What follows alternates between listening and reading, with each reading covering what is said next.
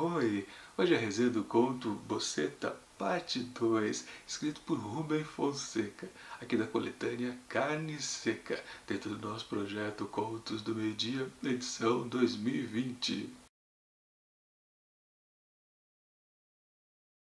Como disse no meu primeiro conto, eu queria ver uma boceta, mas como? A internet não me dava qualquer orientação. Peguei as enciclopédias que tinha no estante e também nada encontrei. Assim começa Boceta, parte 2, escrito por Rubem Fonseca. E obviamente é a continuação do que a gente viu lá no vídeo anterior, as aventuras daquele jovem que pretendia começar a carreira de escritor. Ele queria literalmente escrever algo, uma ficção a respeito deste órgão sexual feminino. Aliás, me ocorre aqui que talvez ele não sabe a importância exata deste órgão. Mas enfim, aliás, a gente fica descobrindo finalmente o nome do personagem. Pois é, Carlos é o nome dele.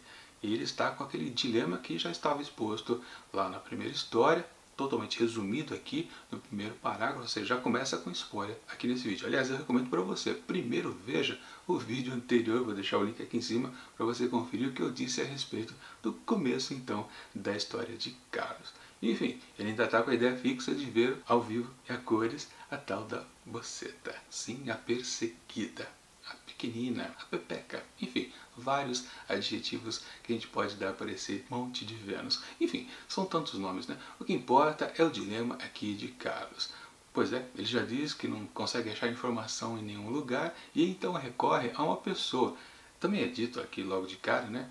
Não me lembro se ele já diz isso no primeiro conto, acho que não, né? Mas ele declara aqui pra gente que ele tem pouquíssimos amigos, aliás, nenhum amigo para falar a verdade, mas ele tem um conhecido que de vez em quando passa ali na rua, ele cumprimenta assim mais ou menos, que é o senhor Raimundo. E ele disse, vou perguntar para ele, porque ele é um senhor, né, já vivido, então ele deve ter experiência a respeito desse assunto super importante, a boceta. Enfim, ele vai até o homem e meio naquela timidez, né, sem saber como dizer, mas no fundo vai lá, ele enfim consegue passar a informação que ele precisa ver a tal. Literalmente, Raimundo fica abismado. Como é que é? Você nunca viu? Com a sua idade, você nunca viu? Ele fica de queixo caído. Bom, a partir daí eu não vou dar mais detalhes, mas o que importa é que sim, o senhor Raimundo vai ajudar, enfim, ele a encontrar uma solução para poder ver de fato, sem ser por fotos, sem ser por mais informações textuais, do que se trata realmente o tal do órgão feminino, a pepeca, a gordinha, a petequinha. Enfim, o que importa é que sim, temos a solução para o dilema de Carlos. De fato, ele consegue ver uma ali bem pertinho. E aí talvez more o problema. Claro, o desenvolvimento dessa pequena história, vamos combinar, né? São duas partes super rápidas e tem realmente o maior valor em conjunto que faz com que essa história aqui fique, inclusive, redonda. Só que, quando a gente chega ao desfecho dela, a gente percebe, peraí, de novo, o final é um final que a gente já conhece das outras histórias que a gente acompanha aqui dentro dessa coletânea Carne Crua. Pois é, Rubem Fonseca repete o final. Claro que com uma pequena variação, mas que é igual, é. Mas naquelas, pelo menos dessa vez, contando tanto com a primeira parte quanto essa segunda, e acho que final, a gente percebe que até faz um pouco mais de sentido, porque o final que a gente encontra aqui, nas outras histórias, fica um pouco forçada. Aqui faz muito mais sentido. Isso que é interessante. Naquelas que a gente pode até pensar, poxa, ele talvez tenha escrito isso aqui primeiro e depois ele injetou o final testa nas outras. Porque realmente, quando acontecia esse tipo de final lá nas outras, eu falava, não sei, a história poderia render um pouco mais, poderia continuar. Aliás, esta própria história aqui de Carlos daria um bom conto, muito mais extenso, que pudesse sustentar essa situação durante outras oportunidades, mais peripécias, com certeza, para esse protagonista. Aliás, não precisava nem ser partido em duas, porque realmente a primeira parte era um pouco fraca, tirando, aliás, se você tirar a parte cômica em si, não sobra muita coisa, fica um produto mais ou menos. E portanto, se tivesse agregado esta segunda parte, ficaria muito bom. Porque, vamos combinar uma coisa, essa segunda parte é muito mais, primeiro, muito mais engraçada. Com certeza, disparado, a gente ri o tempo todo. Acho que não tem nenhuma gordura esse texto. Literalmente, já que o autor tem uma certa fixação com mulheres gordas, ele já citou em duas histórias aqui, nesse comecinho de coletânea, aqui literalmente o texto não tem nada que está em excesso, que faça a gente ficar, tá, começa a história. Desde o começo até o final, é numa avalanche de sucessão de eventos que fica bem bacana. Realmente a gente ri o tempo todo e quase não pensa na situação absurda que o personagem vive e também não cai em nenhuma questão, digamos, séria. A gente não fica refletindo sobre o real problema deste homem, que, vamos combinar, é um caso sério. Pois se essa história não tivesse o viés engraçado, com certeza a gente podia pensar que isso aqui é uma bela de uma tragédia na vida deste jovem. E poderíamos pensar, inclusive, que ele é um belo de um maluco, inclusive, uma pessoa perturbada, que eu quero dizer, podendo até cometer uma certa loucura. Porque aí a gente lembra também, claro, do outro tipo de história que Rubem Fonseca gosta de trabalhar, que é exatamente os marginalizados da sociedade, às vezes desajustados, que caem para a violência. A gente pode até pensar, ou poderia, como eu disse, se não tivesse o viés cômico presente o tempo todo, que realmente poderia acontecer algo, o desfecho dessa narrativa ser completamente cruel.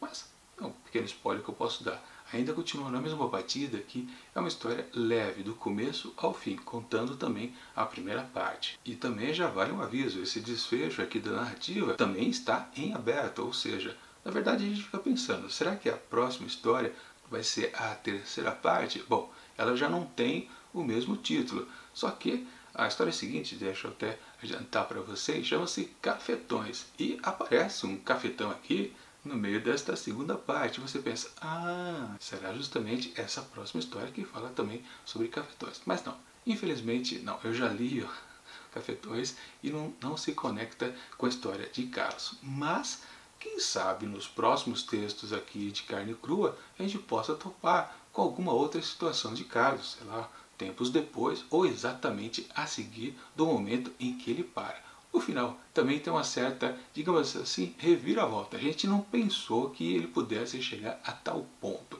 Eu meio que dei um spoiler aqui em algum trecho do vídeo do que acontece no final. Mas de qualquer forma isso não atrapalha a leitura. Com certeza você vai rir o tempo todo, que você vai até esquecer do que eu talvez tivesse comentado aqui nessa resenha. Com certeza a história ela termina em aberto, mas tem a ver também com a situação própria de Carlos, dessa sua inexperiência. Tem tudo a ver realmente. Como disse, aquele momento que parecia com as outras histórias, que aqui cabe muito bem, o final em si, do desfecho aqui dessa narrativa, também é interessante, mesmo aqui com um tomzinho um pouquinho aberto, mas que a gente pode pensar, né? Será que ele foi feliz para sempre, já que isso aqui é um final positivo?